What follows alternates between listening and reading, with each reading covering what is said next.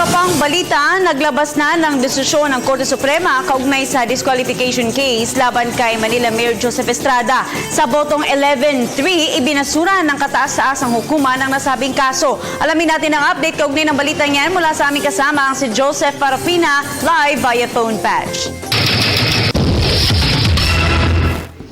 Maraming salamat, Princess. Ibinasura na ngayon ng Korte Suprema ang disqualification case na isinampal laban kay Manila Mayor Joseph Estrada ng dating kalaban nito na si dating Mayor Alfredo Lim.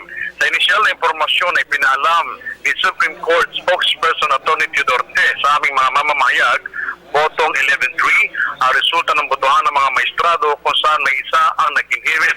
Alauna yung media pa, Princess, mga kaibigan, nakaraktang press briefing namin dito sa Supreme Court para sa mga detalye ng nasabing desisyon. Pero sa pamamagitan ng kanyang Twitter account ay pinabot na sa amin ang nabanggit na resulta.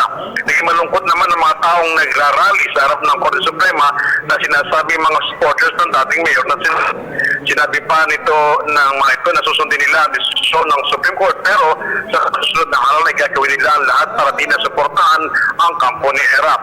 Matatandaan po na giniit ni dating Mayor Lim na hindi dapat naging mayor at kumandidato si Joseph Estrada dahil hindi naman qualified itong si Erap at kandidato base naman sa pardon na ipinagalor sa kanya ng dating Pangulong Gloria Macapagal Arroyo.